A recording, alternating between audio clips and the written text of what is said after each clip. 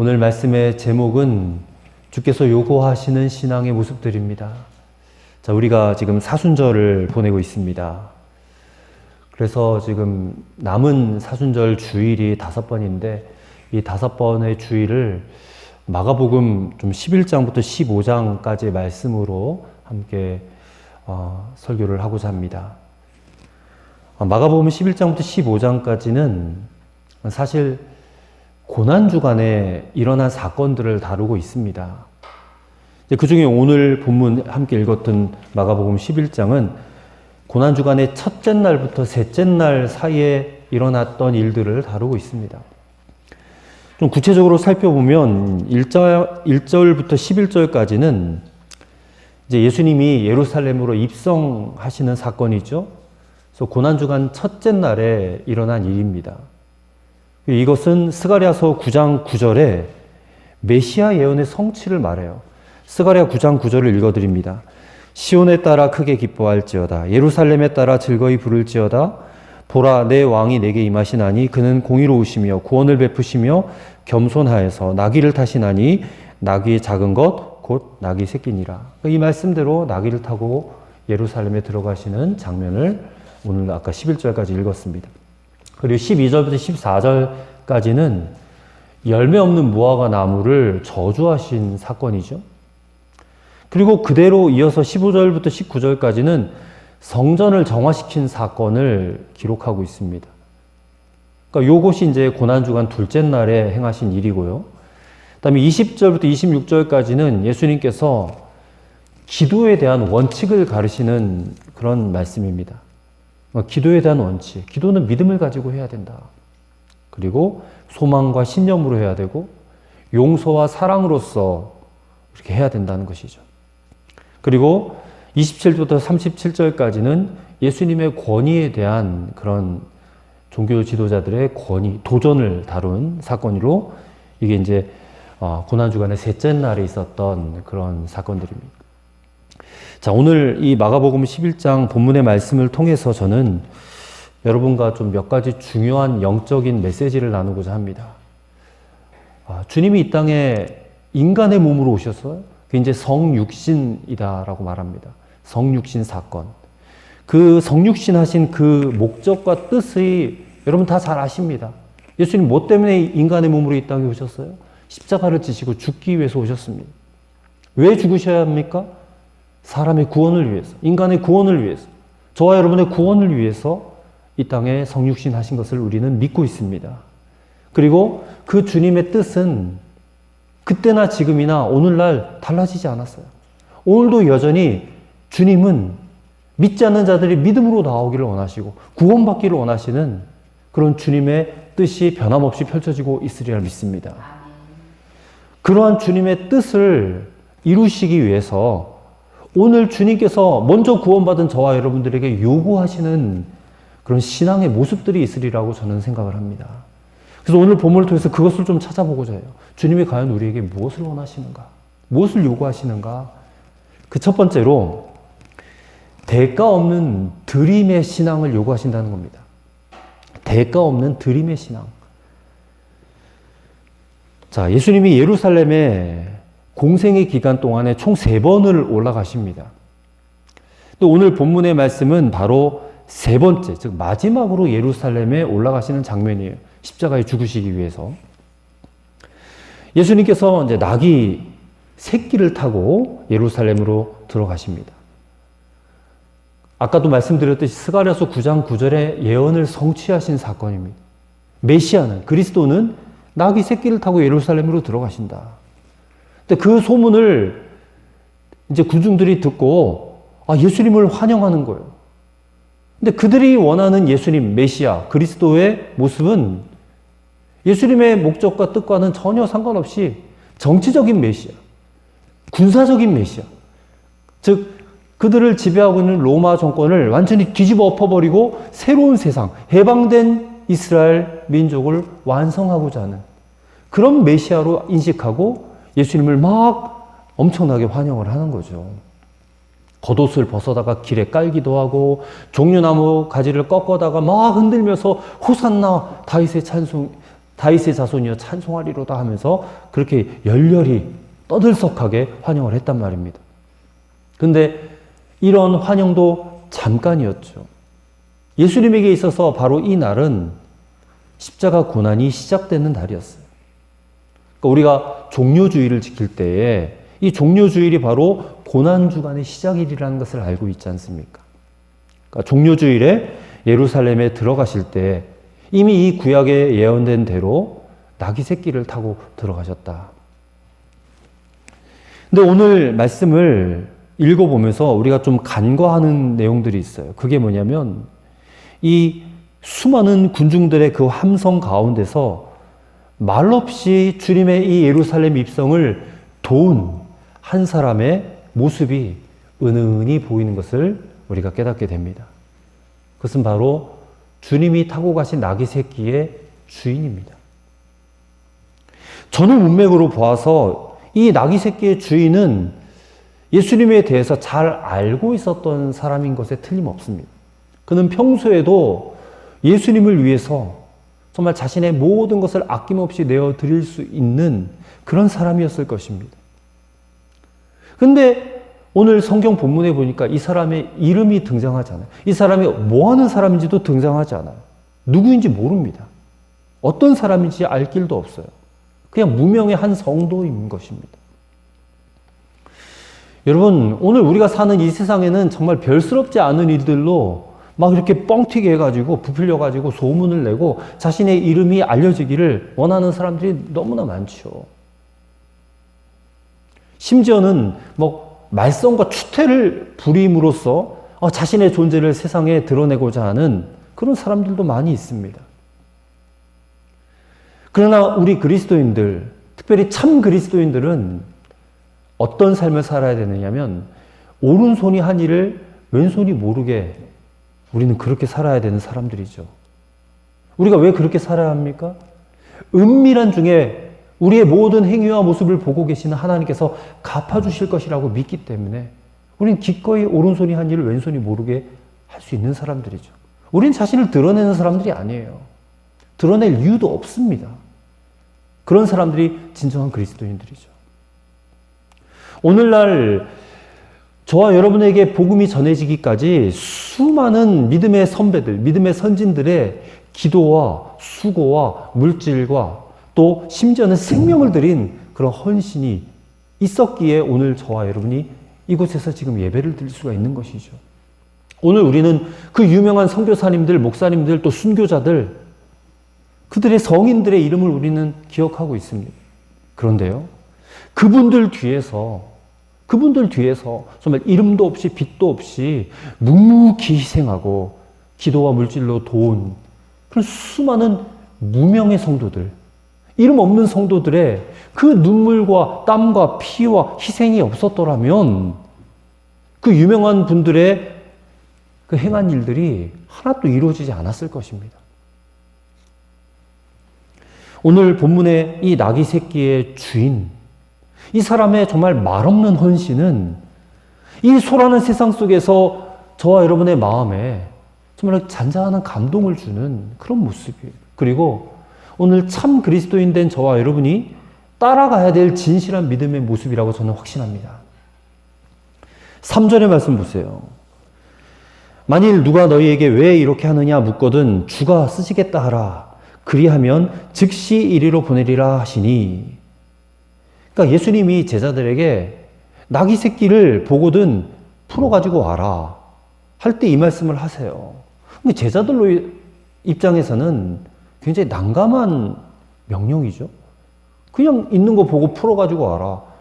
도둑질을 오라 이런 얘기잖아요. 굉장히 난감한 명령이에요.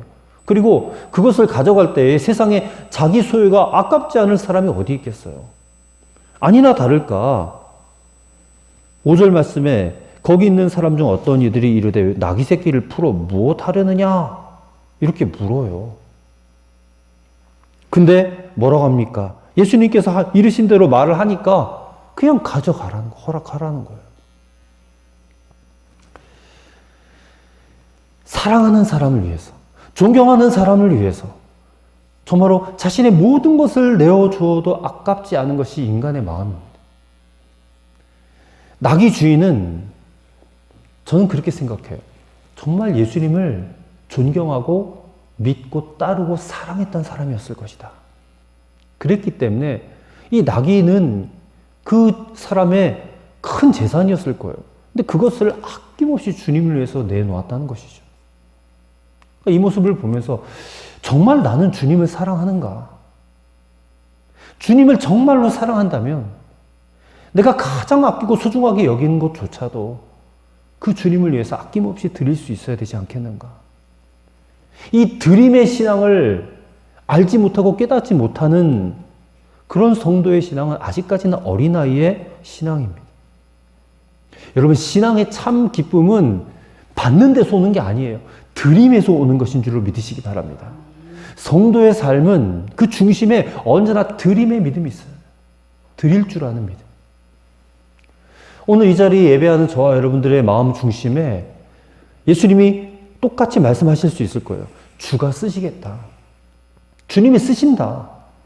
여러분, 그런 명령을 여러분의 마음으로 받는다면, 여러분의 생각 가운데 그런 명령이 들린다면 정말 여러분의 나귀를 아낌없이 주를 위해서 보내시기를 바랍니다.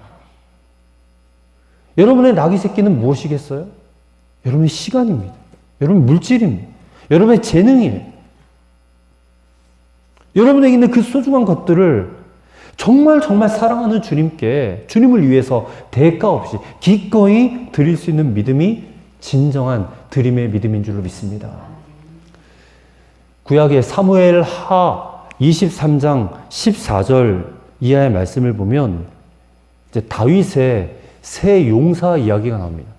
다윗의 가장 최측근 용사들이에요. 근데 다윗이 어느 지방 출신이냐면 베들레헴 출신이거든요. 근데 어려서부터 그 베들레헴에서 늘 마시던 우물물이, 그 샘물의 맛이 너무너무 그리운 거예요. 그래서 혼잣말로 이렇게 말합니다. 베들레헴 성문곁 우물물을 누가 나로 마시게 할까? 그 물이 너무 그리운 거예요. 근데 그 말을 곁에서 들은 그 세 명의 용사가 정말 목숨을 걸고 적진을 뚫고 그곳에 달려가가지고 베들레헴 성문 곁 그 우물물을 떠가지고 다윗에게 갖다가 주어요. 이 물을 받은 다윗이 깜짝 놀라면서 이렇게 말을 합니다. 이 물은 생명을 돌아보지 아니하고 갔던 사람들의 피로다. 그 세 용사의 피와 같은 물이다.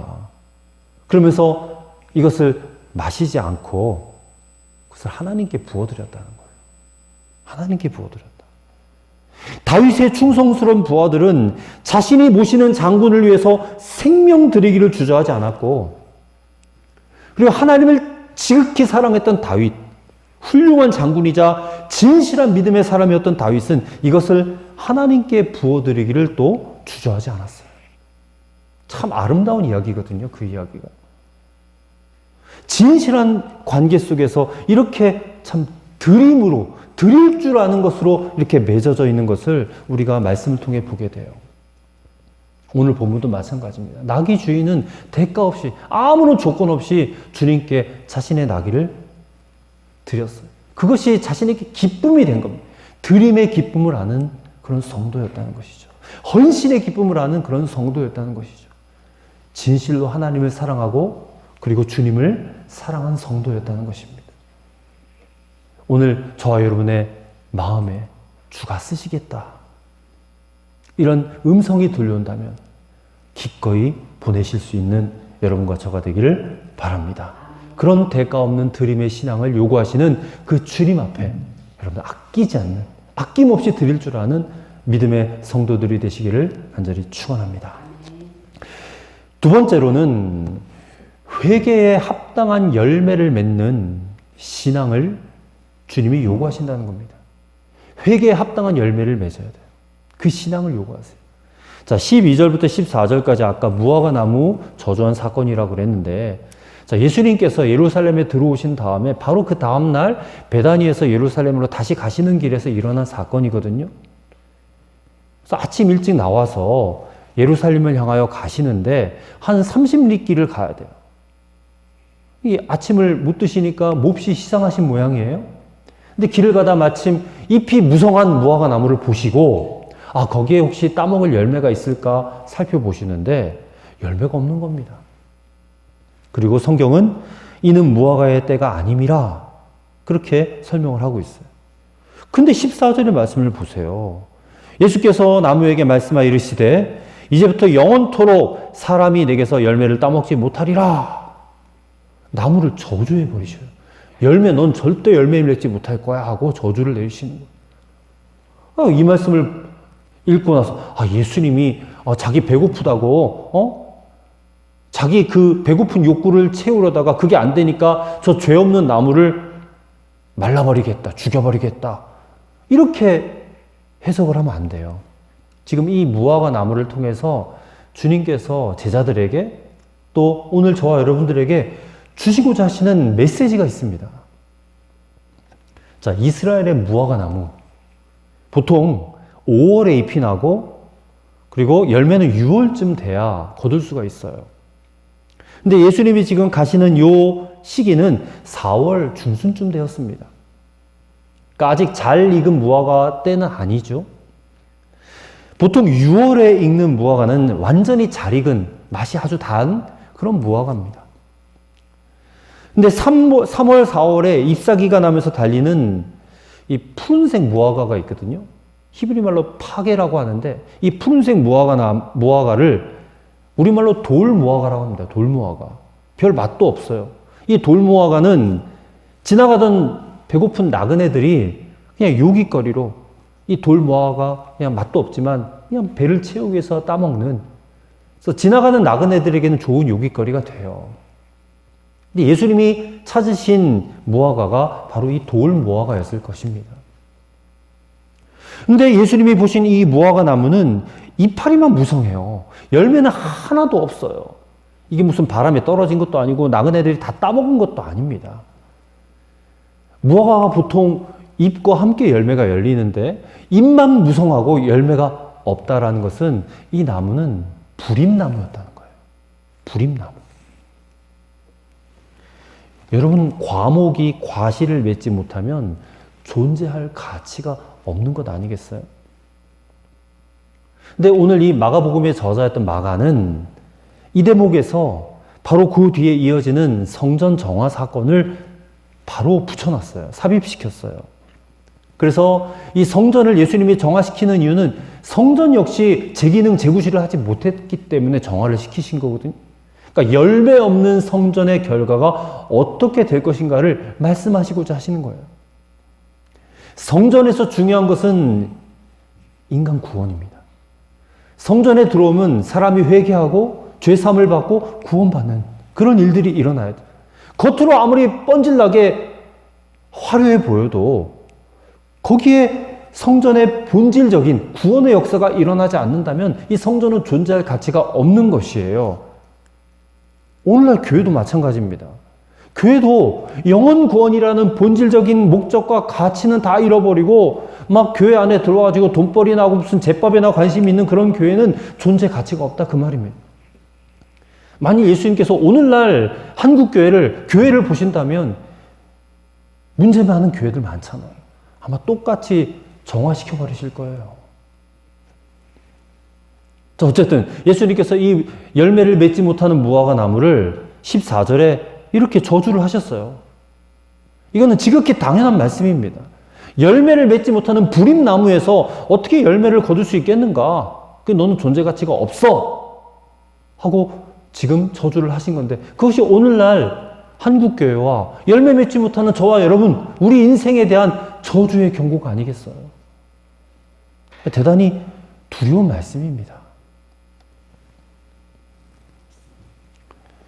성전 정화 사건에 대해서 얘기를 좀 해볼게요. 마가는 가끔 이렇게 어떤 사건을 전개하는 과정에서 다른 사건을 삽입시켜가지고 그 의미를 더 분명하게 만드는 그런 일들을 해요. 마가라는 이 저자가. 마가복음 5장에도 그런 내용이 나옵니다. 마가복음 5장에 보면 회당장 야이로의 딸이 죽어간다고 해서 예수님이 고쳐주러 가시다가 그 길가에 갑자기 12의 혈루병을 앓고 있는 여인의 이야기를 삽입시켜 놨어요. 오늘 본문도 이 무화과 나무 사건 사이에 이 성전 정화 사건 이야기를 삽입시켜가지고 이 잎만 무성하고 열매는 없는 무화과 나무하고 겉다르고 속다른 성전의 모습이 함께 이렇게 오버랩이 되고 있는 거예요. 같이 보란 얘기예요. 이 두 사건을. 예수님이 예루살렘 성전에 들어가셨는데 겉으로는 너무나 거룩해 보이고 찬란한 그런 성전인데 이 속 안에는 완전 강도의 소굴인 거예요. 거기서 무슨 일이 벌어지고 있느냐.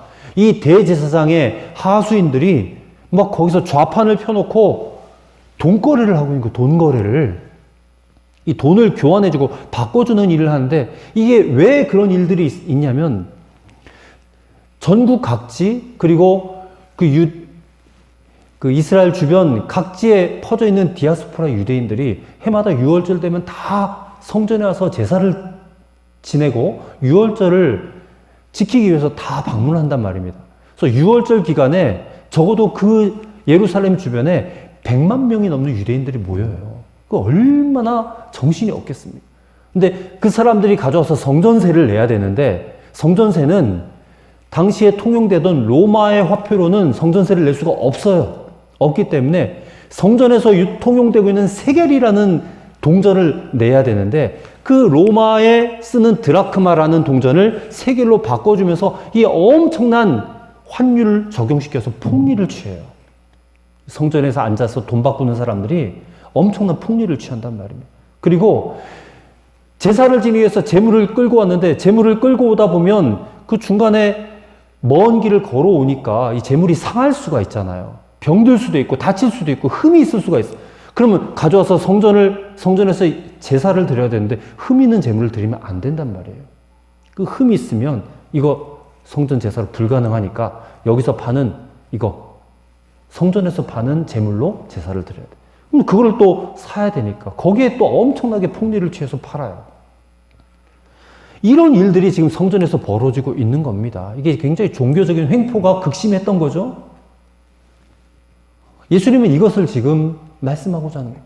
겉으로는 화려하고 겉으로는 거룩해 보이는데 속 안에는 완전히 더럽고 추악한 모습이 가득한 거예요. 열매가 하나도 없다는 겁니다.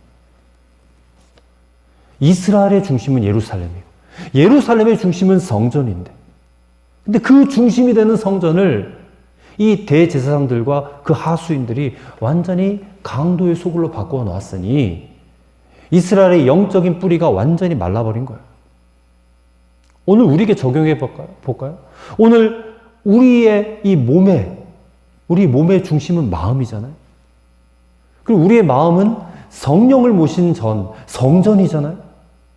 근데 이 우리의 마음 속에 여전히 온갖 불의와 부정과 부패가 가득하게 있다면 겉으로는 예수 잘 믿는 거룩한 사람인 것 같고 성도인 것 같이 보여도 이 마음에는 진실한 믿음의 열매가 있지 않다면 그런 모습을 보시는 예수님께서 언제까지 견디실 수 있겠느냐 말이에요. 언제까지 참아두고 보시겠어요? 오늘 저주받은 무화과 나무처럼 영원히 너에게서 열매를 따먹지 못하리라 그렇게 말씀하시면 어떡하느냐 그 말입니다. 그래서 오늘 이 말씀을 읽으면서 이 주님의 성전된 우리의 몸, 그 속에 있는 우리의 마음을 잘 점검해 보셔야 돼요. 내 마음은 지금 어떤 열매를 맺고 살아가는가? 믿은 지는 오래됐어. 모태신앙이고 예수 믿은 지 30년, 40년, 50년 됐는데 겉으로 보기에는 완벽한 성도처럼 보이는데 우리 내면은 이 속사람은 완전히 썩어 문드러져 가지고 가식과 교만과 탐욕과 탐심으로 가득해서 아무런 열매도 맺지 못하는 주님 보시기에 저주할 만한 그런 무화과 나무 같은 그런 모습은 아닌가.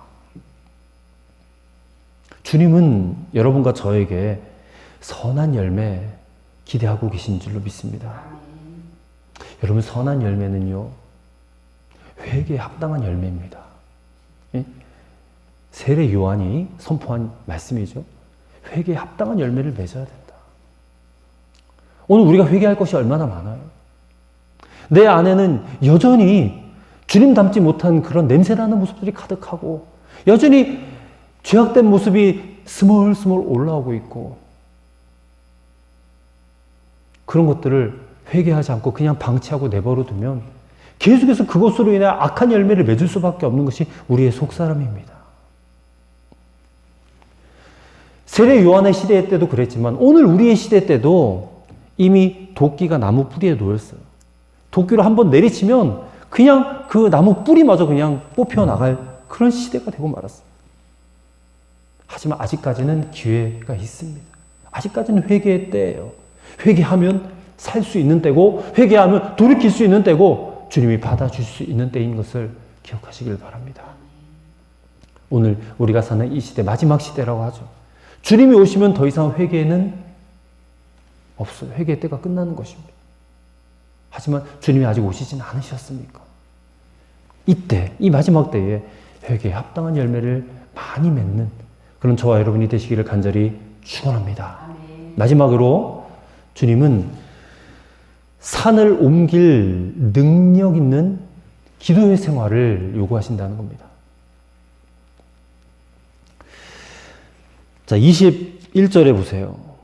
20절을 보세요. 그들이 아침에 지나갈 때 무화과 나무가 뿌리채 마른 것을 보고, 제자들이 깜짝 놀랐죠. 베드로가 21절에 이렇게 말합니다. 여짜오되 랍비여 보소서 저주하신 무화과 나무가 말랐나이다. 근데 그러자 주님이 동문서답을 하시는 것 같아요. 22절에 보니까 예수께서 그들에게 대답하여 이르시되 하나님을 믿으라.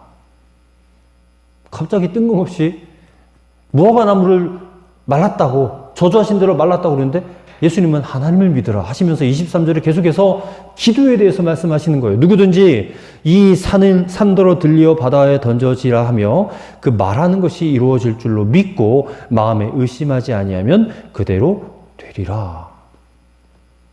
자, 여기서 예수님이 비유적인 표현을 하셨는데, 이 산더러 들려 바다에 던져지라 할 때 이 산이 말하는 게 과연 뭔가? 물론 눈에 보이는 가시적인 산을 의미할 수도 있겠죠. 근데 예수님이 말씀하신 산이란 장애물을 말합니다. 장애물. 이 장애물이 들어서 바다에 던져라, 그렇게 말을 하라는 거예요. 그러면 그렇게 된다는 겁니다. 너희는 그렇게 할 수 있는 능력이 있다라는 겁니다. 그렇다면 이 말씀을 들었던 첫 번째 독자였던 제자들에게 있어서 산은 무엇을 의미할까요? 그들에게 있어서 산과 같은 장애물은 그 당시에 그 유대 종교 지도자들이에요. 바리새인, 서기관들, 대제사장, 장로들이에요. 제자들에게 있어서 그 부류의 사람들은 절대로 넘거나 던져버릴 수 없는 그런 막강한 권력의 소유자들이에요. 근데 예수님이 열매 없는 무화과 나무를 말라 죽게 하셨잖아요. 이 무화과 나무나 감람나무, 포도나무는 이스라엘의 3대 나무인데 이게 이스라엘을 상징하는 나무들이거든요. 그리고 유대교를 또한 상징하기도 해요. 근데 그 무화과 나무를 말라 죽게 하셨다라는 것은 지금 너 봐라. 이 산과 같이 큰 능력 있고 큰 소리치는 저 유대 종교 지도자들, 저 유대교를 할지라도 내 말 한마디면 다 죽는다. 그것을 지금 보여주신 거거든요. 그러니까 제자들 앞에 장애물이 있어요. 큰 산과 같은 이 유대 종교 지도자들이라 할지라도 너희는 이들을 넘어설 수 있는 능력이 있어. 그리고 너희도 그렇게 해라 라는 뜻으로 이 말씀을 주신 것입니다. 여러분, 우리의 삶에도 갖가지 장애물들이 있어요. 고난이 있고 시련이 있고 질고가 있어요. 예상치 않게 찾아와요. 광풍처럼 밀려올 때도 있어요. 그럴 때 우리에게 어떤 믿음이 있어야 되겠습니까? 산을 옮길 믿음이 있어요. 산을 옮길 믿음. 자, 23절을 우리 다 같이 한번 읽어보겠습니다.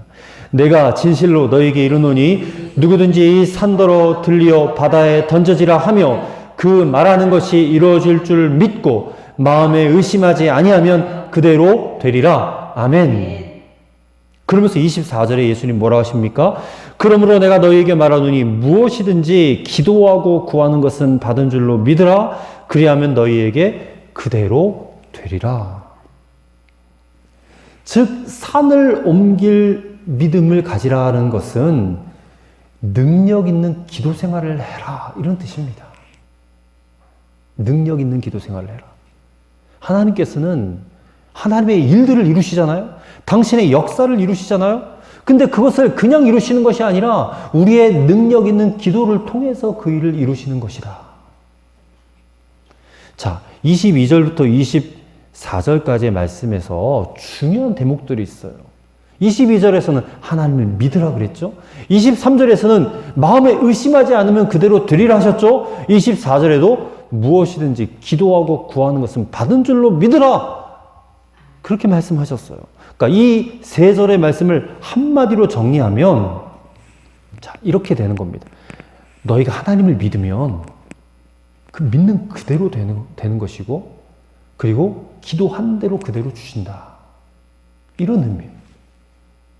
하나님을 믿으면 믿는 대로 되고 또한 기도한 대로 주신다. 여러분, 이게 우리 성도에게 주신 영적 권위입니다. 얼마나 큰 은혜이고 얼마나 큰 축복인지 몰라요. 이 복과 은혜를 받았는데 기도를 안 하면 얻을 수가 없고 받을 수가 없지 않겠습니까? 하나님이 우리 믿는 자들에게 주신 약속, 믿음으로 의심하지 않고 산아 바다로 던져져라 그렇게 기도하면 그대로 된다는 거예요. 그렇게 해주시는 이유가 무엇입니까? 하나님이 이루실 역사를 믿기 때문에, 믿음의 능력이에요. 믿기 때문에 그대로 된다는 겁니다. 여러분의 인생에 태산과 같은 문제가 생길 수 있어요. 여러 가지 장애물이 있을 수 있어요. 그 앞에서 겁먹지 말고 주눅들지 말고 산아 내가 하나님께 기도하였으니 이제는 옮겨가라 하고 명령하라는 거예요. 선포하라는 거예요. 근데 우리는 어떻게 해요? 어려운 문제 생기면 겁부터 먹어요. 이거는 도저히 해결될 수 없는 문제야. 그러면서 쉽게 포기해버려요. 기도의 자리로 나가지도 않아요. 믿음이 없어서 그렇습니다. 믿음이 없어서. 믿음이 없다는 것은 어떤 의미를 가지는지 아세요? 하나님을 무시하는 겁니다. 예수 그리스도의 십자가를 무시하는 겁니다. 믿음이 없다는 것은. 근데 하나님을 무시하고 예수님의 십자가를 무시하면서 우리가 이 땅에서 무슨 복을 받겠어요? 무화과 나무가 예수님의 말씀 한마디에 말라 죽었던 것처럼 오늘 저와 여러분 앞에 있는 산도 얼마든지 말씀 한마디로 옮길 수 있음을 믿으시길 바랍니다. 믿어야 돼요. 목사님 저는 안 믿어지는데요. 믿음을 달라고 기도하셔요. 믿음의 역사를 봐야 되지 않겠습니까? 우리의 인생의 산이 뭐예요? 우리 가정의 산은 무엇입니까? 그것이 아무리 크고 높다 할지라도 그 앞에서 주눅들거나 두려워하지 마세요. 담대하게 외치시기를 바랍니다. 산은 넌 바다에 던져쳐라. 어떤 문제 앞에서도 주님이 우리에게 주신 이 영적 권위를 가지고 담대하게 천국 열쇠를 가지고 하늘의 문을 여는 믿음의 기도를 드리실 수 있게 되기를 바랍니다. 이 믿음을 가지고 이 영적 권위를 가지고 기도하셨으면 좋겠어요. 나는 하나님의 자녀야. 내 앞에 산이 있을지라도 산은 던져질 거야. 하늘의 문은 열릴 거야. 이 역사를 이루실 하나님을 진실로 믿는다면 오늘 주신 말씀도 진실로 믿으시기를 바랍니다. 이 믿음의 기도로 산을 옮기는 그런 복된 삶을 살아가시는 여러분과 저가 되기를 바랍니다. 이 사순절 기간을 우리가 정말 은혜롭게 보내기 위해서 이 말씀을 우리에게 주신 줄로 믿습니다. 이 말씀을 깊이 새기는 복된 한 주간 되시기를 주의 이름으로 간절히 축원합니다. 하나님, 주께서 우리에게 요구하시는 신앙의 모습들을 말씀을 통하여 깨닫게 하심을 감사합니다. 대가 없이 주가 쓰시겠다 하시면 기꺼이 드릴 수 있도록 우리의 믿음을 부어 주옵소서. 열매 맺지 못하여 말라버린 무화과 나무가 되지 않도록 회개에 합당한 열매를 맺고 살게 하옵소서.